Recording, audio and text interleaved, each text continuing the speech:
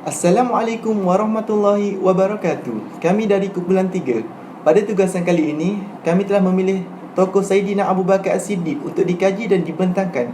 Sebelum itu, saya mulakan dengan definisi tokoh. Tokoh ialah orang yang terkemuka atau ternama dalam sesuatu bidang. Namun, seseorang itu tidak akan digelar tokoh selagi dia belum menyelahkan kelebihan dan memberi faedah kepada diri sendiri dan orang ramai, terutamanya dalam bidang yang diceburinya itu. Kejayaan ini akan tersebar luas dan menjadi sebutan di bibir-bibir setiap masyarakat. Seterusnya saya lanjutkan dengan biodata Abu Bakar As-Siddiq. Nama sebenar beliau ialah Abdullah bin Quhaifah. Dilahirkan pada 572 Masihi di Mekah, 2 tahun selepas kelahiran baginda Rasulullah SAW. Beliau berketurunan Bani Tamim dan kelahiran daripada golongan-golongan bangsawan yang kaya. Beliau digelar As-Siddiq yang bermaksud membenarkan. Demikian kerana beliau membenarkan setiap kata-kata Rasulullah sejak Rasulullah mendapat wahyu pertama sehinggalah wafatnya beliau.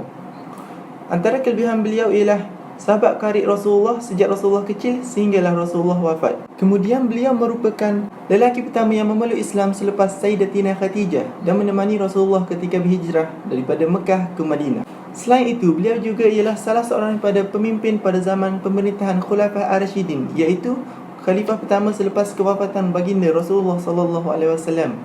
Tempoh pemerintahan beliau ialah 2 tahun 2 bulan dan 10 hari. Beliau wafat pada 23 Jamadi Akhir tahun 13 Hijrah dan dimakamkan di sebelahan makam baginda Rasulullah SAW. Seterusnya kita melihat pula kepada riwayat hidup Abu Bakar As-Siddiq sepanjang kehidupannya.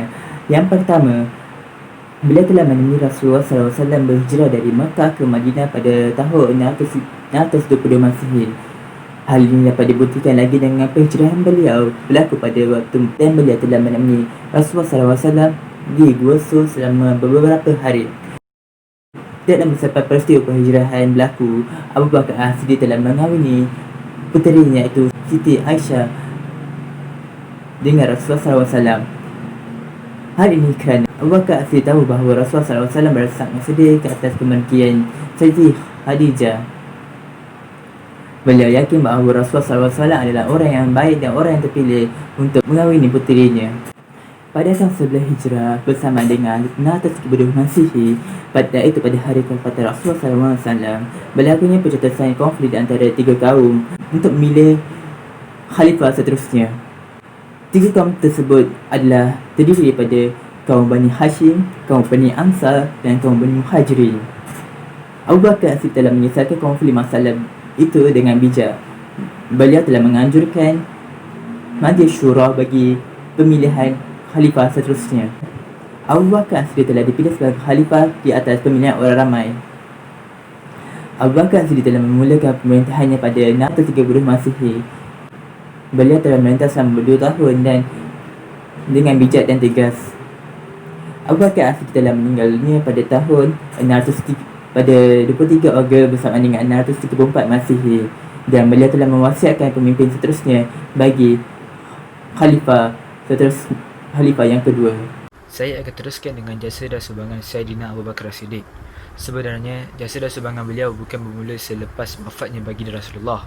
Bahkan, ianya telah bermula selepas baginda Rasulullah menerima wahyu yang pertama. Hal ini dapat dibuktikan apabila beliau membenarkan kata-kata Nabi dan percaya akan agama Islam.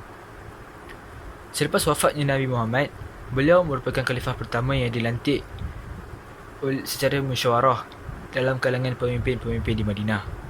Hal ini kerana beliau merupakan teman rapat baginda Rasulullah serta yang beliau merupakan orang yang dipercayai oleh baginda Rasulullah SAW. Beliau juga meneruskan tugas-tugas Nabi dengan menyebarkan agama Islam. Beliau sering mengajak para sahabatnya untuk mengenali dan menerima Islam dengan menunjukkan sikap yang baik dan pekerti yang mulia. Perkara ini dapat dibuktikan apabila beliau berjaya menarik teman akrabnya menerima Islam seperti Zubair bin Awam, Uthman bin Affan, Sa'ad bin Abi Waqqas, Abdul Rahman bin Auf dan Talha bin Ubaidah. Selepas kewafatan Nabi Muhammad SAW, semakin ramai umat Islam yang mengaku dirinya sebagai Nabi. Hal ini telah menimbulkan perasaan ragu-ragu dalam kalangan umat Islam di sekelilingnya.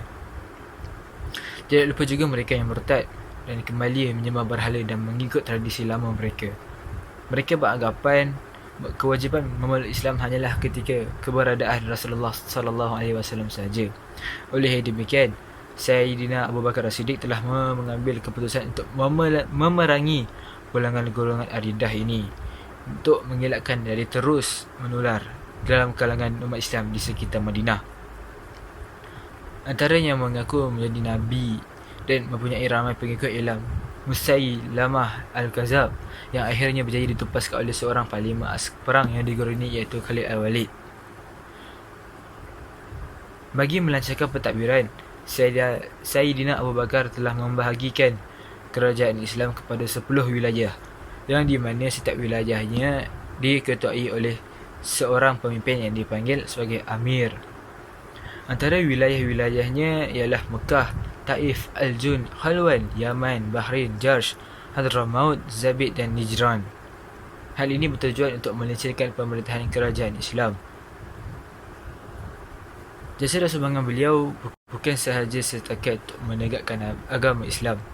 Beliau juga berjaya membebaskan Madinah daripada cekaman Rom dan Parsi yang mana merupakan sebuah empayar yang besar dan kuat suatu ketika dahulu.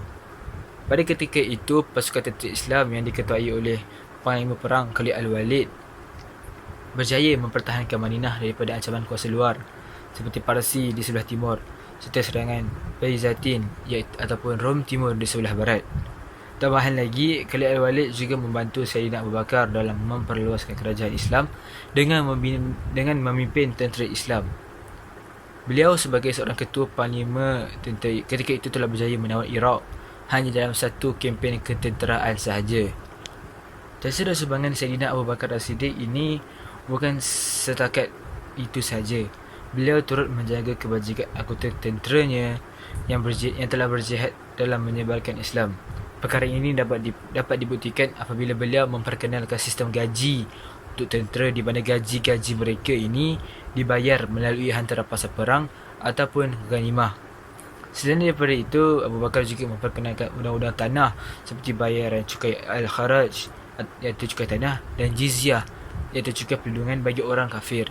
Tambahan lagi, perlindungan yang diberikan kepada golongan mawali iaitu orang yang bukan Arab yang memeluk Islam.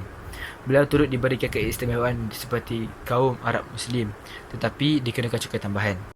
Assalamualaikum warahmatullahi taala wabarakatuh. Nama saya Muhammad Nazmi bin Zakaria dan saya akan membentangkan jasa dan semangat Abu Bakar seterusnya. Seterusnya kita beralih kepada semangat Abu Bakar yang lain iaitu beliau telah melindungi golongan mawali. Golongan mawali merupakan orang Muslim yang bukan berbangsa Arab. Ini menunjukkan bahawa Abu Bakar seorang yang adil dalam memerintah umat Islam, tidak kira bangsa dan kaum. Seterusnya, beliau telah mengumpulkan mushaf Al-Quran dan hadis yang mana kita menggunakannya sehingga sekarang sebagai panduan dalam hidup kita. Selain itu, Abu Bakar telah memberi sumbangan dalam bentuk harta untuk membiayai perang yang melibatkan orang Islam. Abu Bakar juga telah memberi sumbangan dalam bentuk semangat serta kawan apabila beliau telah menemani Rasulullah SAW semasa baginda berhijrah dan sentiasa bersama baginda dalam setiap peperangan. Terdapat beberapa pengajaran yang boleh kita ambil berdasarkan tajuk ini. Antaranya ialah untuk menjadi seorang pemimpin berkaliber, kita hendaklah pemimpin mestilah memikul tanggungjawab sebagai pemimpin negara dengan penuh dedikasi. Selain itu, pemimpin juga haruslah amanah dalam menguruskan kewangan negara tanpa menggunakan wang tersebut demi kepentingan sendiri. Akhir sekali, pemimpin sepatutnya mempunyai jiwa mesra rakyat supaya lebih disenangi dan dapat mengelakkan pemberontakan dalam kalangan rakyat. Sekian saja daripada kumpulan kami. Wabillahi taufiq wal hidayah. Assalamualaikum warahmatullahi taala wabarakatuh.